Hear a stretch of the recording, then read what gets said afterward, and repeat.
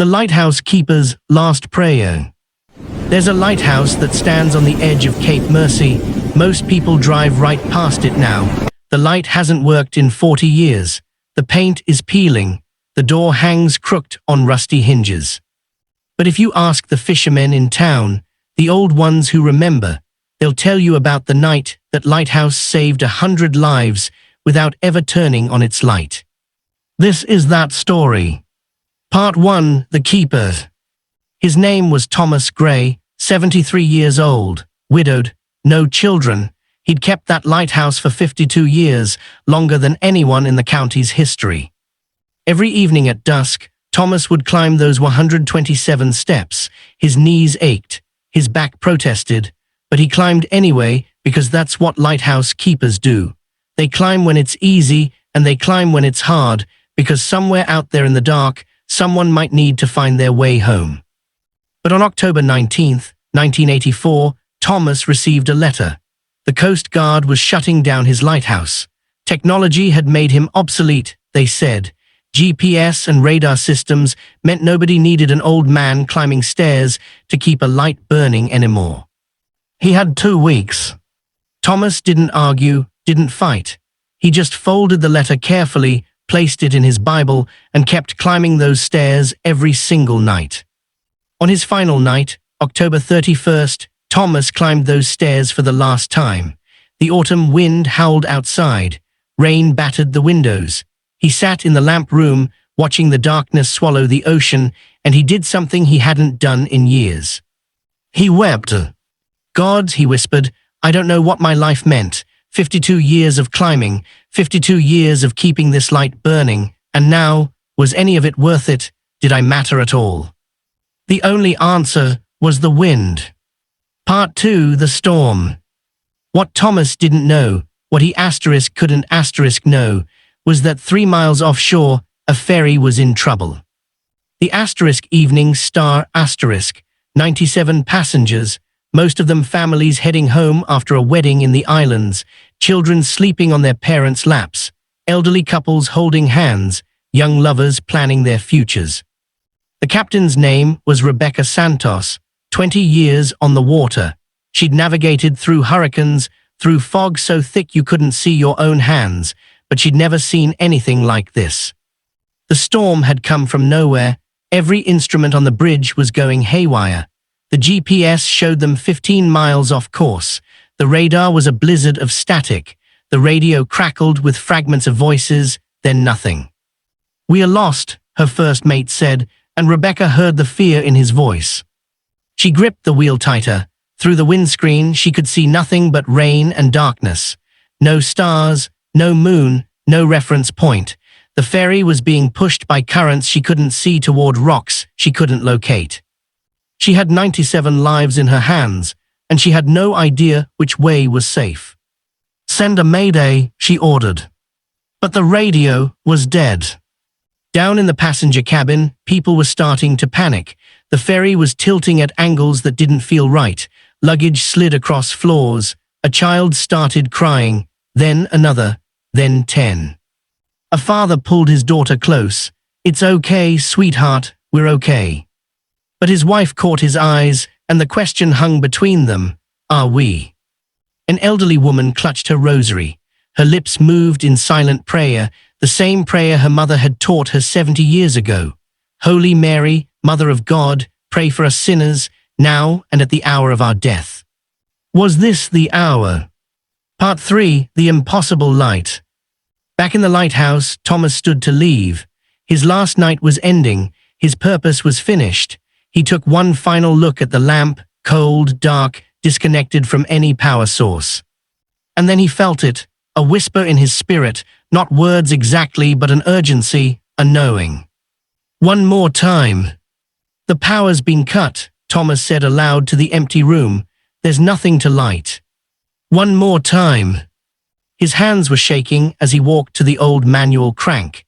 It hadn't been used in 30 years. Everything had been automated, then shut down, but it was still there, the original mechanism from 1889, brass and iron and faith. Thomas began to turn the crank. His arthritic hands screamed in protest. His shoulders burned, sweat poured down his face despite the cold. The gears groaned, rusted from decades of stillness. Please, Thomas prayed through gritted teeth.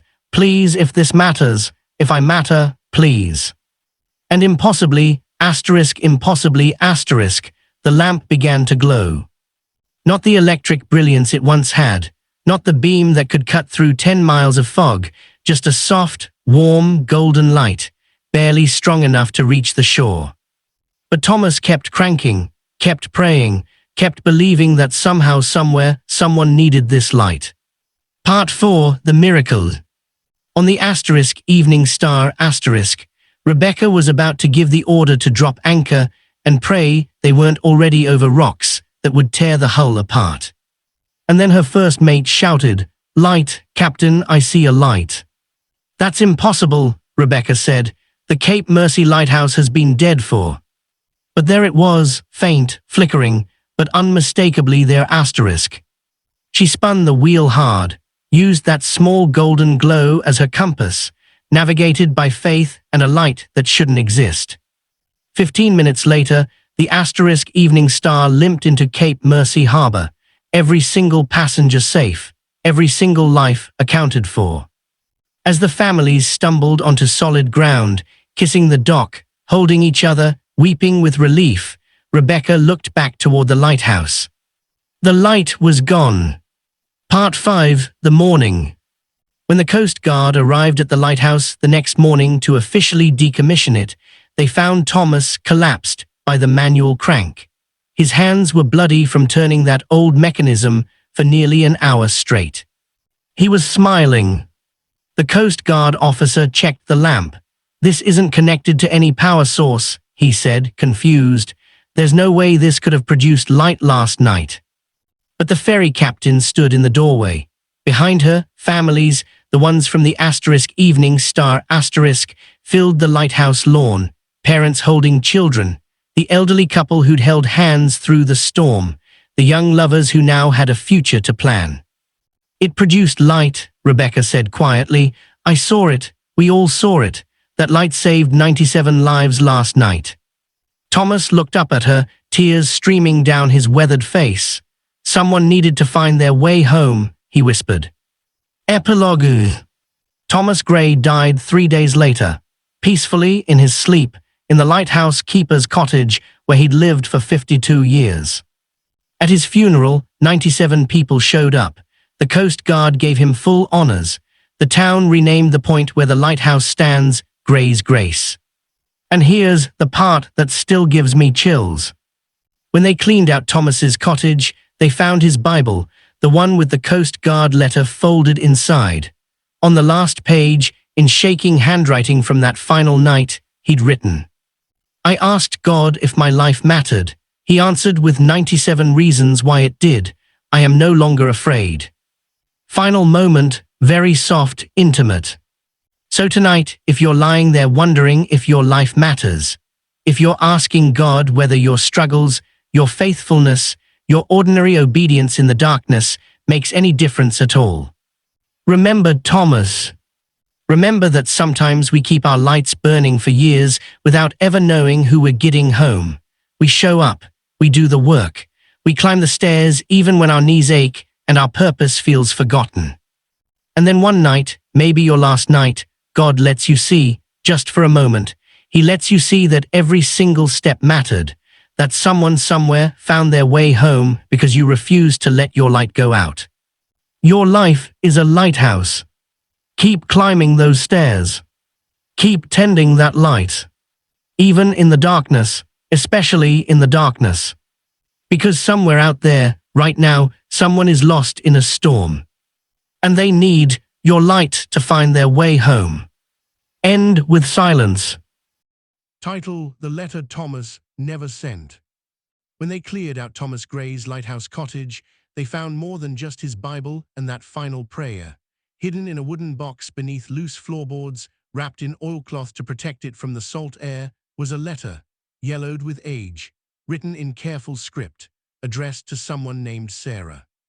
The letter was dated June 14, 1952, 32 years before Thomas's death, and it was never sent. The town historian, a woman named Margaret Chen, was the one who discovered it. She sat in that empty cottage as afternoon light streamed through dusty windows, and she read words that had been waiting 3 decades to be heard. This is what the letter said, and this is the story behind it. Thomas Gray hadn't always been a lighthouse keeper. Before the lighthouse, before Cape Mercy, before the solitary life of climbing stairs and tending lights, Thomas had been a different man entirely. He'd been a surgeon, one of the most promising young doctors Boston had ever seen.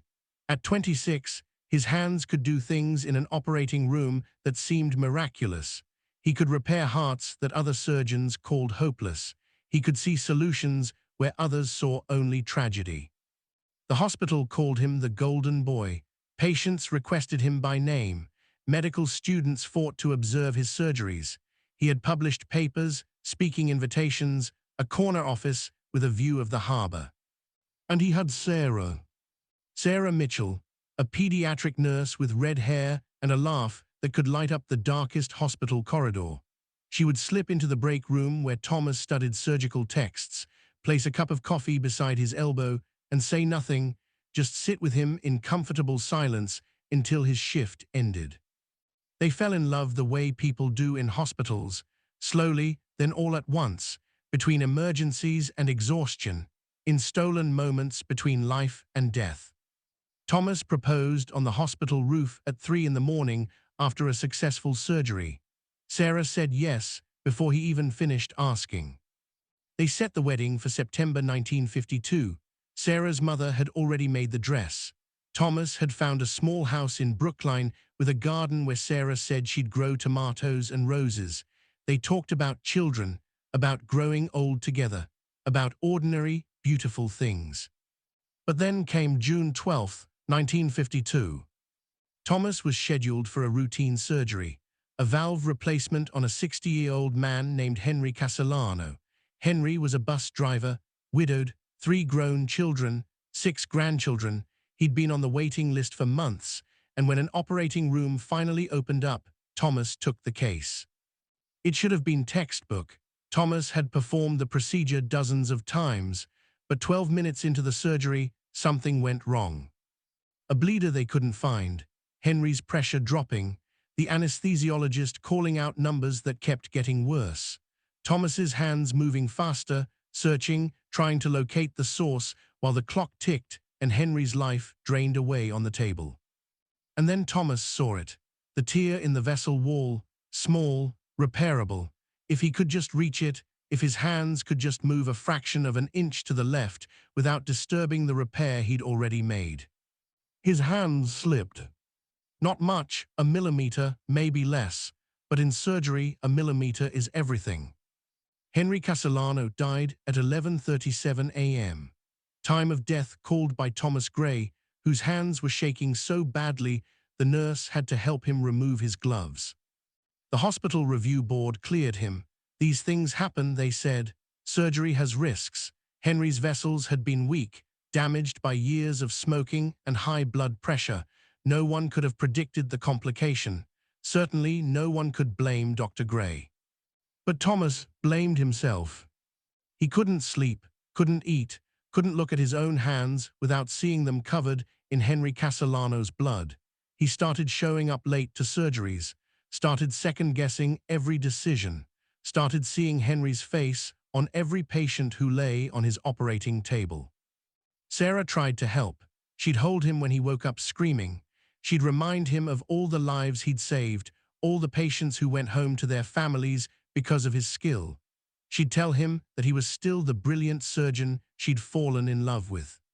But Thomas couldn't hear her anymore. All he could hear was the flatline. All he could see was the moment his hands slipped. 3 weeks after Henry died, Thomas walked into the hospital administrator's office and resigned. Effective immediately, he turned in his badge, his parking pass, his white coat with his name embroidered on the pocket. Sarah found him in their apartment that evening, packing a single suitcase. "I can't marry you," he said without looking at her. "I'm not who you think I am. I'm not the golden boy. I'm just a man whose hands slipped, and someone died because of it." Thomas, please, Sarah whispered. We can work through this. Together, that's what love means. But Thomas was already gone in the ways that mattered.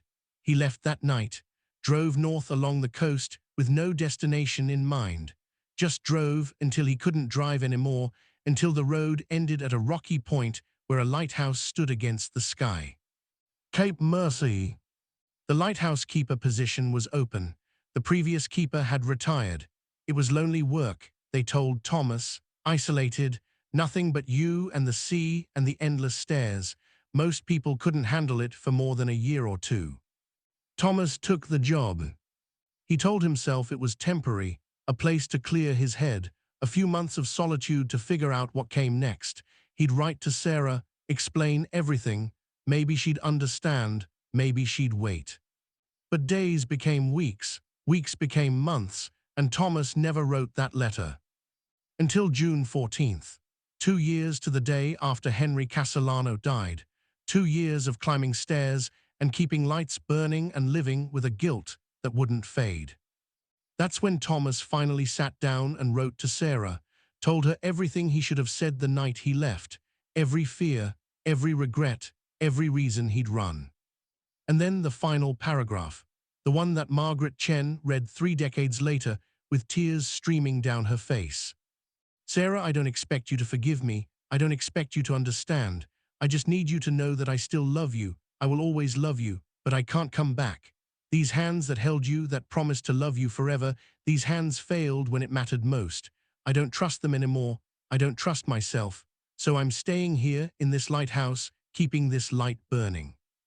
Maybe if I can keep enough lights burning, if I can guide enough people home safely, maybe eventually these hands will mean something good again. Maybe eventually I'll deserve to hold you.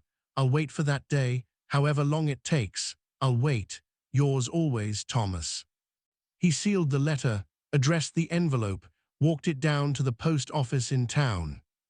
And then he stood there, holding it, unable to let go. What if she'd moved on? What if reading this would just reopen wounds that had finally healed? What if the kindest thing he could do was let her believe he'd simply stopped loving her, rather than burden her with the truth? Thomas walked back to the lighthouse, put the letter in the wooden box, hid it under the floorboards. And he climbed the stairs. Margaret Chen couldn't stop thinking about that letter, about Thomas Gray, alone in his lighthouse for 50 years, carrying a guilt that wasn't his to carry, about Sarah Mitchell, who must have wondered every single day why the man she loved had vanished. She had to know, she had to find out what happened to Sarah. It took 3 weeks of research, birth records, marriage licenses, phone directories. Finally, a lead. Sarah Mitchell had married in 1957, 5 years after Thomas left. Her married name was Sarah Bennett. She'd moved to Portland, Oregon, worked as a nurse until she retired, had 2 children, 4 grandchildren. And according to the Portland Public Library records, she was still alive, 92 years old, living in an assisted living facility called Harbor View. Margaret booked a flight. Harbor View was a pleasant place overlooking the Willamette River, bright windows, flower boxes, residents playing cards in the common room. Margaret found Sarah in the garden, sitting on a bench beneath a cherry tree, reading. Even at 92, you could see traces of the woman Thomas had loved. The red hair was white now, but still thick. The eyes were faded, but still sharp. She looked up when Margaret approached. "Mrs. Bennett, Sarah Bennett." "That's me, though I haven't been called Mrs. Bennett in years. My husband passed in 1998. Now I'm just Sarah," she smiled. "Can I help you?" Margaret sat down beside her. "My name is Margaret Chen. I'm a historian from Cape Mercy, Massachusetts. I'm here because I found something that belongs to you, something that's been waiting a very long time to be delivered." She pulled out the letter, yellowed, fragile, addressed in handwriting Sarah hadn't seen in 60 years. Sarah's hands trembled as she took it. "Thomas," she whispered. "Oh my God, Thomas. You remember him." "Remember him?" Sarah laughed, but it was a sound full of old sorrow. "I've thought about him every single day for 60 years, wondered what happened, why he left. If it was something I did, if he ever thought about me. He did, Margaret said quietly. Every day, that's what the letter says. Sarah opened it carefully, read it once, then again, then a third time. Tears rolled down her weathered cheeks and fell onto paper that had already waited decades to be read.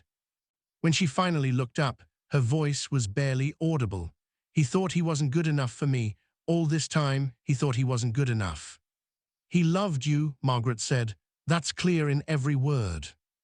And I loved him. I married a good man, had a good life, but there was always a part of my heart that— Sarah pressed the letter to her chest. He said he was keeping lights burning. What did he mean? So Margaret told her about the lighthouse, about 52 years of faithful service, about the final night when the light came on impossibly, when 97 lives were saved, about Thomas's last prayer and the words he'd written in his Bible. Sarah listened to all of it, and when Margaret finished, Sarah said something that changed everything. I need to tell you about Henry Castellano's daughter. Margaret blinked. I'm sorry. Henry Castellano, the patient Thomas lost. I knew his daughter. Her name was Marie. She worked in pediatrics with me. Sarah's eyes grew distant with memory. After her father died, Marie was devastated, absolutely broken. The funeral was the worst day, but then something happened. Sarah reached into her pocket and pulled out a small photograph, faded, creased from being carried for decades. It showed a young woman in a nurse's uniform holding a newborn baby. That's Marie 6 months after her father died. She went into labor at home, unexpected, too early. The ambulance couldn't get there in time. She was hemorrhaging. The baby was in distress. By all accounts, they should have both died. Sarah's finger traced the image. But I was there. I'd stopped by to check on her because I knew she was close to her due date and alone. When I saw what was happening, I didn't panic. My hands knew exactly what to do. I delivered that baby, controlled the bleeding, saved them both. She looked up at Margaret. I'd assisted in complicated deliveries before, but I'd never done one alone, never had to. But in that moment, my hands moved like they belonged to someone else, like someone was guiding them. Later, Marie told me I'd reminded her of Thomas, the way I'd moved with such certainty, such precision. The baby, Margaret asked. James Castellano, Henry's grandson. Marie named him after her father's middle name.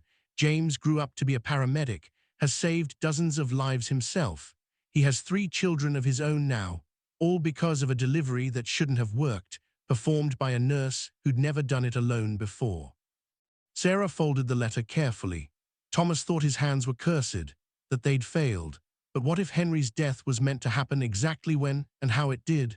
What if Henry dying broke Thomas enough that he ran to Cape Mercy, where he needed to be 50 years later to save 97 people? And what if Henry dying put me in Marie's house that day, ready to save her and James? You're saying there was a plan, Margaret said. I'm saying Thomas carried guilt for something that was never his fault. And in carrying that guilt, in climbing those lighthouse stairs every day trying to earn redemption he already had, he became exactly who God needed him to be. Sarah pressed her hand against the letter over her heart. I wish I could tell him, I wish I could hold his face and tell him that his hands never failed, that they did exactly what they were meant to do, that Henry's death wasn't the end of the story, it was the beginning of something bigger than any of us could see.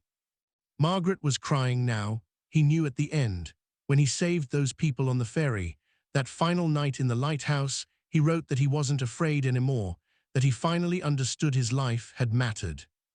Good, Sarah whispered. That's good. They sat in silence for a long moment. The cherry blossoms drifted down around them like snow. Finally, Sarah spoke again. There's something else you should know about the ferry. What about it? The Evening Star, the captain who brought it safely to harbor, Rebecca Santos, she's my granddaughter. Margaret felt the air leave her lungs. My daughter married a man named Santos. They had Rebecca. She loved the ocean from the time she could walk, became a ferry captain. And on the night of October 31st, 1984, she was carrying 97 passengers through a storm when she saw an impossible light. Sarah smiled through her tears. Thomas saved my granddaughter. He spent 50 years punishing himself for leaving me, for thinking he'd failed, for believing his hands were cursed. And then, on his last night on earth, God let him save the most precious thing in my world. Did Rebecca know? Margaret asked. Did she know you'd once loved Thomas Gray? No, I never told my children about him. It felt like betraying my husband's memory. But now, Sarah looked at the letter again, now I think they need to know, Rebecca especially. She needs to know that the lighthouse keeper who saved her life was the man her grandmother never stopped loving, that there are threads connecting all of us that we can't see, that nothing is wasted. Margaret spent 3 more days in Portland. Sarah told her everything about Thomas she remembered, the way he'd furrow his brow when he was thinking, how he took his coffee black with 2 sugars, the scar on his thumb from a childhood accident, the way he'd hum when he worked, always the same melody, something his mother had sung to him. Small things, human things, the details that make a person real rather than just a story. On Margaret's last day, Sarah gave her something, a photograph from 1952, Thomas and Sarah together at a hospital Christmas party. He's wearing a suit that's slightly too big. She's laughing at something he's just said. They're both so young, so happy, so completely unaware of what's coming. Keep this with his letter, Sarah said, so people know he wasn't just a lonely lighthouse keeper. He was a man who loved deeply, who carried pain that wasn't his to carry, who kept showing up, kept climbing those stairs, even when he couldn't see the purpose.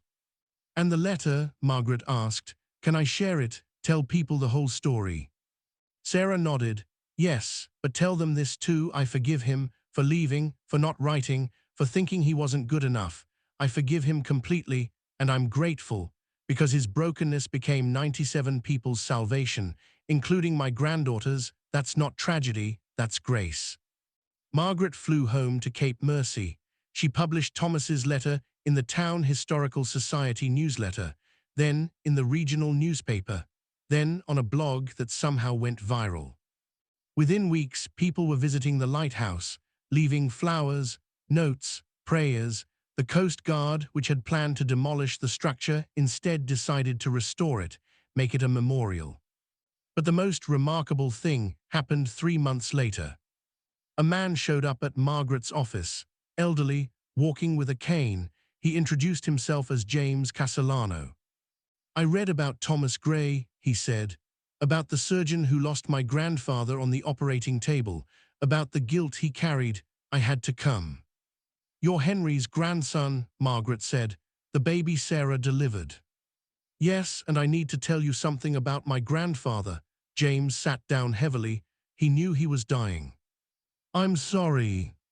My grandfather, 6 months before his surgery, he had another appointment with a different cardiologist. That doctor told him the truth. His heart was too damaged. Surgery was high risk, probably futile. He should get his affairs in order. James pulled out a folded paper from his jacket. This is a letter my grandfather wrote to my mother the night before his surgery. We found it after he died. My mother kept it private all these years, but after reading about Thomas, she wanted you to have it. Margaret unfolded the letter. Henry Castellano's handwriting was shaky but clear. My darling Marie, if you're reading this, the surgery didn't work. I want you to know I chose this. Dr. Gray told me the risks, said we could wait. Try other options, but I knew there weren't other options. Not really, I'm dying, baby girl, have been for months, but there was a chance, a small one, that surgery could buy me more time. Time to meet my grandchild, time to walk you down the aisle someday, so I took it. If it doesn't work, don't blame the doctor. He did everything he could. He's a good man with good hands. This was always my choice. I love you, Dad. Margaret read it 3 times. Thomas never knew. No, my mother tried to contact him after she found the letter, wanted to tell him it wasn't his fault, that my grandfather had known the risks. But Thomas had already disappeared. She searched for years, never found him. James stood up slowly. I became a paramedic because of what Sarah did for my mother and me. I've pulled people from car wrecks, done CPR on children, delivered Barbies in parking lots. I've saved lives because I had a life to live, because Sarah's hands were steady that day. He placed his hand on the desk, and Sarah's hands were steady because Thomas had trained her. because during all those years at the hospital, he'd taught the nurses everything he knew.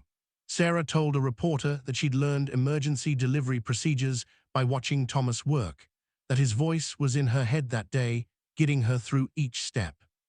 James's eyes were wet. My grandfather's death wasn't a failure, it was a beginning. Thomas's hands didn't slip. They moved exactly as they were meant to. And because of that moment, that horrible, heartbreaking moment, a chain of grace began that's still unfolding. He pulled out a photograph, a family portrait, dozens of people across 3 generations. This is my family, children, grandchildren, great-grandchildren.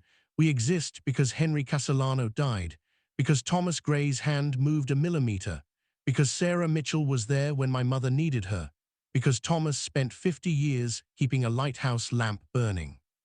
He pressed the photo into Margaret's hands. Tell people this. Tell them that what looks like failure might be the first stroke of a masterpiece we won't see for decades. Tell them to keep climbing their stairs, keep tending their lights, especially when they can't see the purpose. Margaret added James's story to the archive. Then came more. A woman who'd been on the ferry that night.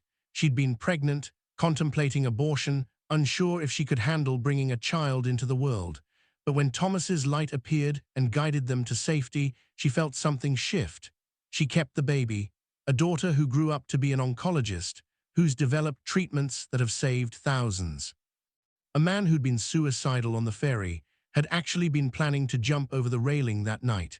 But when he saw that impossible light cut through the darkness, he couldn't explain it, but he felt like someone was saying, not yet. He got help, found purpose, started a suicide prevention nonprofit that's intervened in over 10,000 cases. A little girl who'd been on the ferry with her father. She'd been terrified of the storm, but her father had held her and pointed to the lighthouse light. See that? He'd said. Someone is up there, keeping that light on just for us. Someone we'll never meet is making sure we get home safe. She became a teacher, spent 40 years telling her students that they never know whose life they're lighting up, that kindness and faithfulness matter even when you can't see the results. One after another, the ripples kept spreading, lives touched by that one night, that one light, those hands that Thomas had thought were cursed. Sarah lived another 3 years after receiving Thomas's letter. She spent them writing her own memoir, telling the full story of the man she'd loved and lost and never forgotten. She donated the proceeds to a scholarship fund for nursing students at the hospital where she and Thomas had met. In her final days, when hospice nurses asked if she had any regrets, Sarah shook her head. I had a good life, a full life, but I'm ready now, because I'm finally going to see him again. And the first thing I'm going to do is take his hands, those hands he thought were broken, and I'm going to kiss them.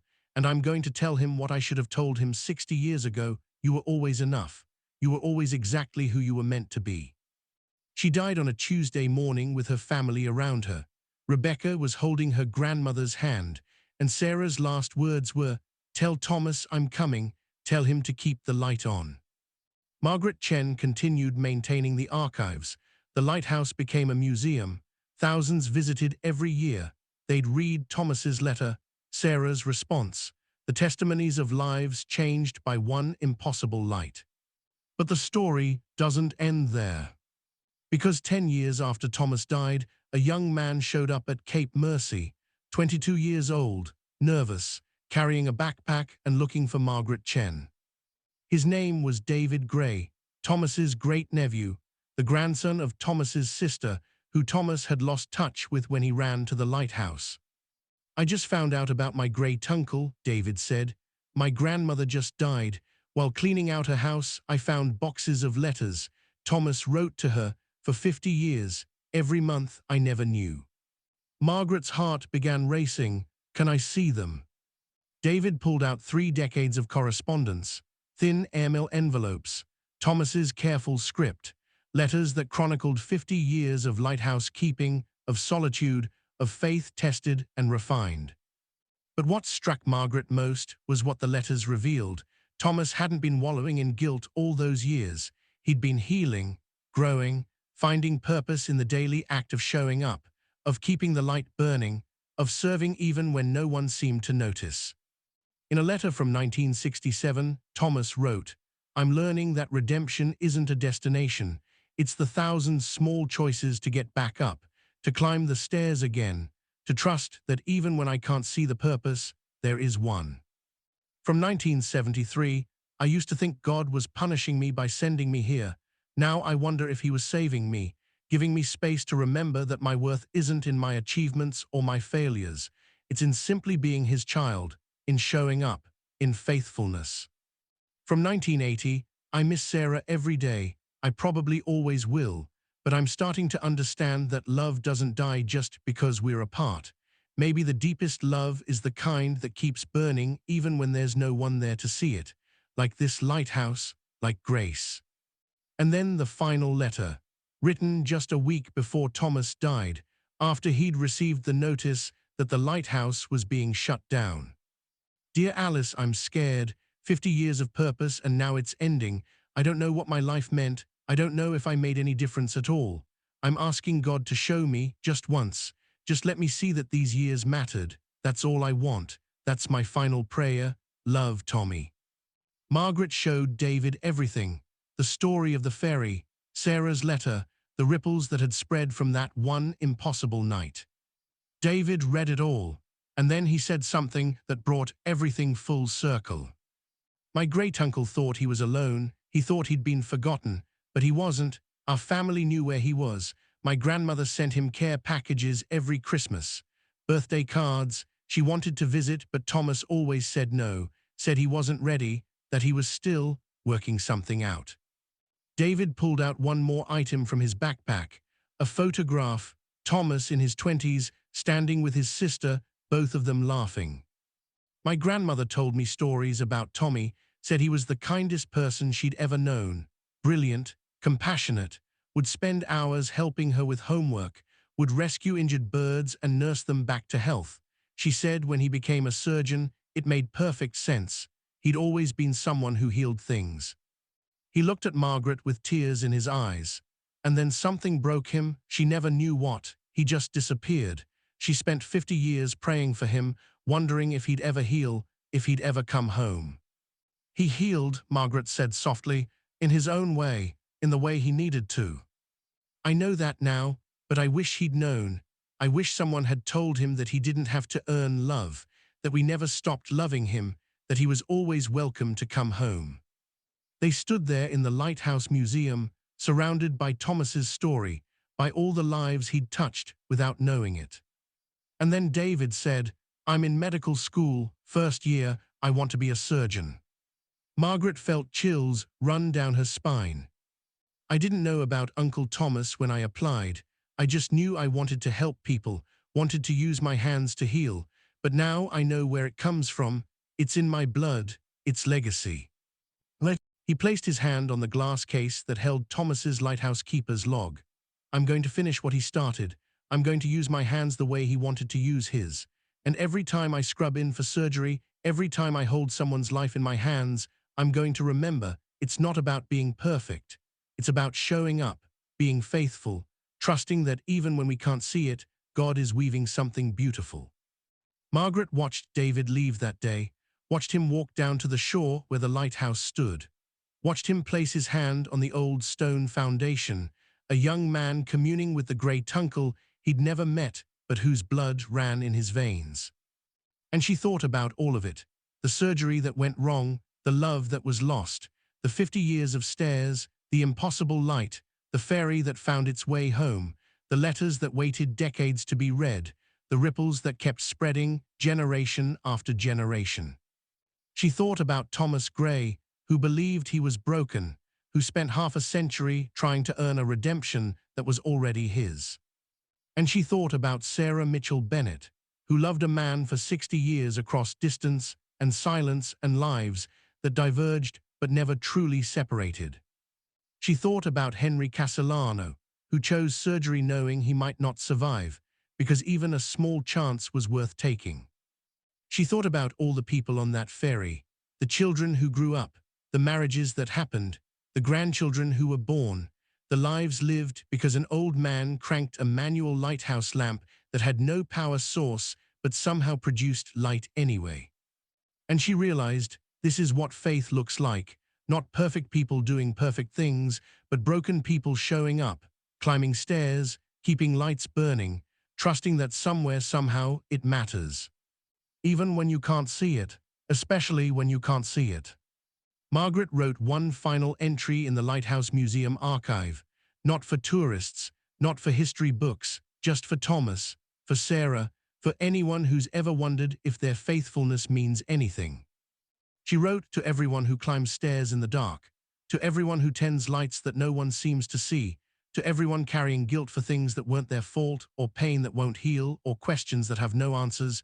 Keep going, keep climbing, keep your light burning. You don't need to see the whole staircase. You don't need to know who you're getting home. You just need to take the next step. Turn the crank one more time. Show up when everything in you says it doesn't matter. Because it does matter. God sees, God knows, and one day, maybe in this life, maybe in the next, you'll understand. You'll see the ferry you guided to safety. You'll read the letter that waited to be delivered. You'll meet the great nephew who's carrying your dream forward. And you'll finally know your life was never small, your faithfulness was never wasted. Every stair you climbed, every light you kept burning, every day you showed up, it was all building towards something more beautiful than you could imagine. So keep climbing. The light you tend tonight might save someone you'll never meet. The faithfulness no one sees might echo for generations. The hands you think are broken might be exactly what God needs to heal a world you'll never fully see. Keep climbing. Someone needs your light, and you are exactly where you're meant to be. The sun was setting over Cape Mercy. The lighthouse stood silhouetted against the sky, no longer functional but still standing, still pointing upward, still saying without words, there is light in the darkness. There is hope in the storm. There is purpose in the climbing. And somewhere, in whatever comes after this life, maybe Thomas Gray finally knows. Maybe he's seen every ripple, every life touched, every generation blessed by his faithfulness. Maybe Sarah is with him now, holding the hands she never stopped loving. Maybe Henry is there too, shaking Thomas's hand, saying what he never got to say in life. Thank you for trying, for caring, for showing up when I needed someone to fight for me. Maybe all the broken pieces have finally come together into a masterpiece that takes your breath away. Or maybe we don't get to know yet. Maybe we're still climbing our own stairs, tending our own lights, wondering if any of it matters. But the story of Thomas Gray says, it does, it all does, every stair, every light, every faithful step in the darkness. Keep climbing. Your turn is coming. And when it does, you'll finally understand. You were never alone, you were never forgotten, you were never broken beyond repair. You were exactly who you were meant to be. And your light, your beautiful, faithful, persistent light, has been getting people home all along.